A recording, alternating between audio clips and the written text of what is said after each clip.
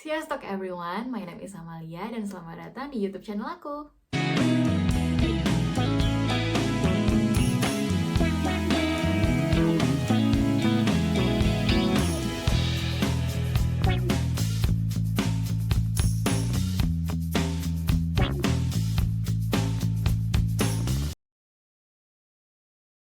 Halo semuanya, selamat datang di YouTube channel aku. A little bit introduction. Aku sekarang lagi kuliah di jenjang master full time program. Kuliahnya selama 2 tahun di program Agricultural Environmental Management Engineering di University of Debrecen, dan aku salah satu awardee dari beasiswa Stipendium Hungaricum tahun 2024 dari Indonesia. Oke, di video kali ini aku bakal bahas tentang beasiswa Stipendium Hungaricum. Banyak banget yang nanya ke aku, Kak, gimana sih tips dan trik kuliah di Hungaria dan khususnya untuk daftar beasiswa Stipendium Hungaricum. Dan hari ini aku bakal bahas dan akan aku jawab semuanya di video ini. First of all, aku pingin kenalin dulu sedikit tentang beasiswa Stipendium Hungaricum ini. Beasiswa ini merupakan beasiswa dari pemerintah Hungaria sebagai bentuk kerjasama bilateral antar negara dalam bidang pendidikan. Nah, beasiswa ini itu dikelola oleh Tempus Public Foundation, yang dimana di bawah naungan Ministry of Foreign Affairs and Trade of Hungary. Oke. Beasiswa ini untuk program S1, S2, S3, One Tier Master ataupun beasiswa exchange. Selanjutnya banyak juga yang nanya apa sih atau manfaat apa sih yang akan kamu terima ketika kamu menjadi awardee dari Stipendium Hungaricum Scholarship. So first of all, tentunya adalah tuition fee selama kita studi, biaya kuliah gratis atau kita nggak bayar sepersen pun untuk biaya perkuliahan dan biaya kegiatan perkuliahan seperti itu. Khususnya di jenjang master, untuk aku pribadi aku ngerasa berapa biaya kegiatan perkuliahan, misalkan kayak field trip ataupun research, itu aku sama sekali tidak mengeluarkan biaya sepersen pun untuk hal-hal ini ataupun kegiatan ini. Yang kedua adalah kita bakal dapat tunjangan living allowance gitu. Jadi untuk living allowance sendiri per awardee itu bakal dapat sekitar 43.700 forin atau segini setelah dirupiahkan. Selanjutnya adalah tentang tempat tinggal atau akomodasi. Ada 2 pilihan. Yang pertama, kita juga bisa apply untuk tinggal di asrama dan itu gratis. Dan yang kedua, juga bisa punya pilihan untuk tinggal di luar asrama atau di sharing flat kayak aku sekarang. Dan kita akan mendapatkan biaya subsidi untuk biaya tempat tinggal sekitar 40.000 forin. Berikutnya adalah asuransi kesehatan. Nah, untuk asuransi kesehatan sendiri, kita sama sekali nggak mengeluarkan biaya sepersen apapun. Jadi ketika misalkan kalian pingin berobat, misalkan kayak ke klinik ataupun misalkan ke dokter gigi, itu benar-benar gratis dan nggak mengeluarkan biaya sepersen pun.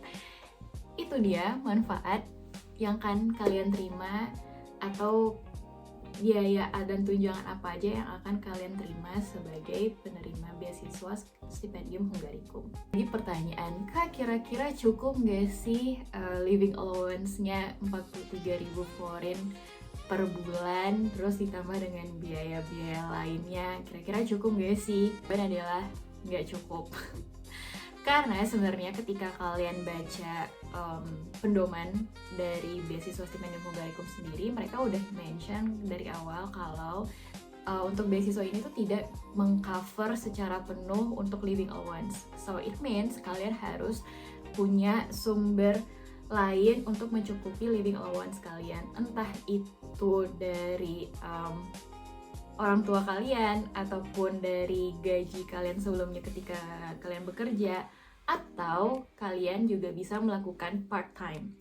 Yes, kalian diperbolehkan untuk melakukan part-time di sini sebagai international students. Kurang lebih begitu gimana caranya kalian untuk bisa survive dengan stipend yang sangat-sangat pas-pasan. Tapi ada salah satu hal menarik untuk awardee dari Indonesia, yaitu adalah kita menerima dana top up. Jadi dana top up ini itu merupakan dana bantuan pendidikan dari pemerintah Indonesia, khususnya di bawah Kementerian Pendidikan, Kebudayaan, Riset, dan Teknologi. Jadi award di Indonesia kita bakal mendapatkan dana top up dari pemerintah Indonesia.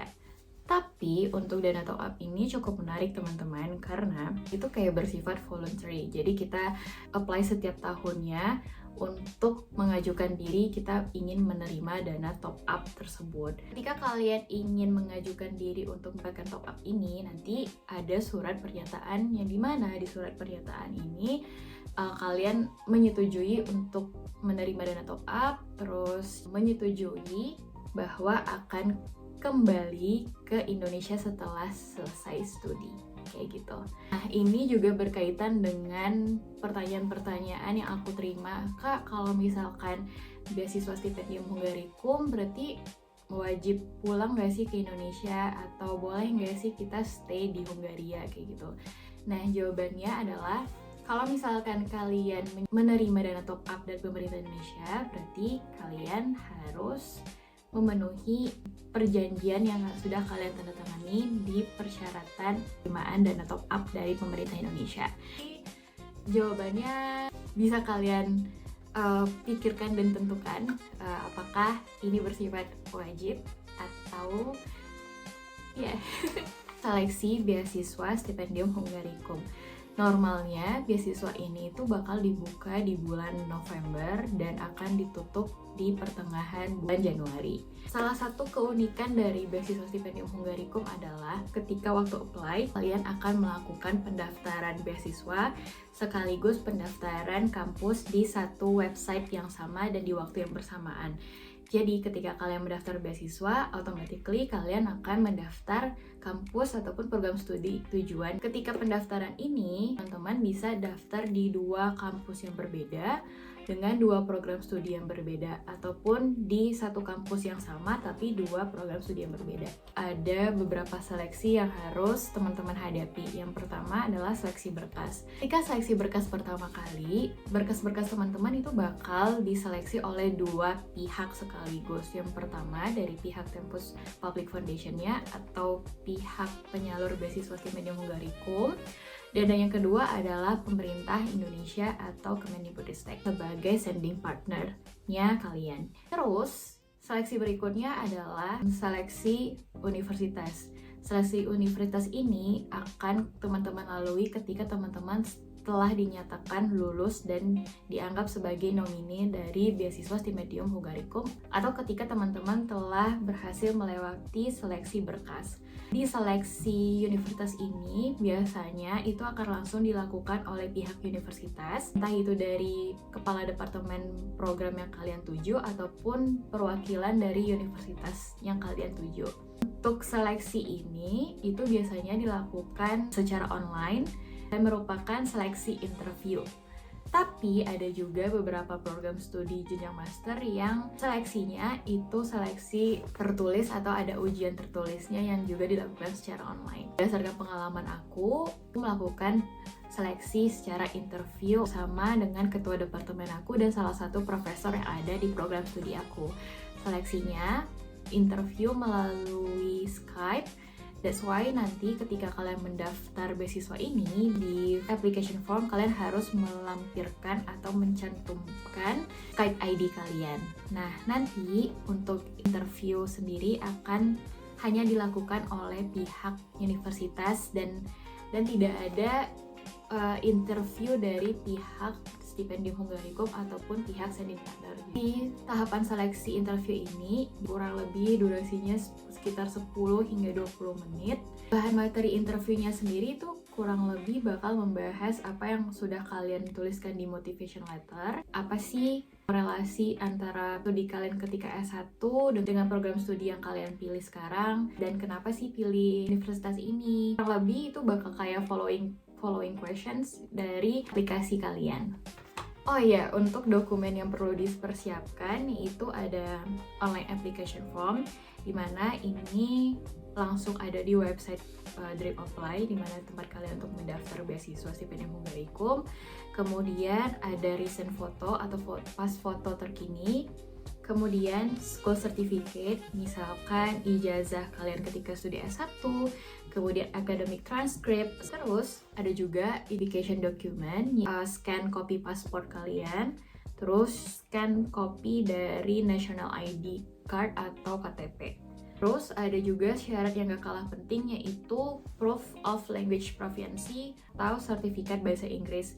Nah, untuk sertifikat bahasa Inggris ini biasanya masing-masing universitas itu berbeda-beda syaratnya. Ada yang menerima TOEFL ataupun ada yang menerima IELTS. Tapi mostly, dan sebagai catatan juga, di persyaratan dari sending partnernya kita itu mensyaratkan kalau untuk sertifikat bahasa Inggris ini biasanya IELTS. Jadi teman-teman dipersilakan untuk menyiapkan, atau rekomendasinya adalah untuk menyiapkan sertifikat IELTS.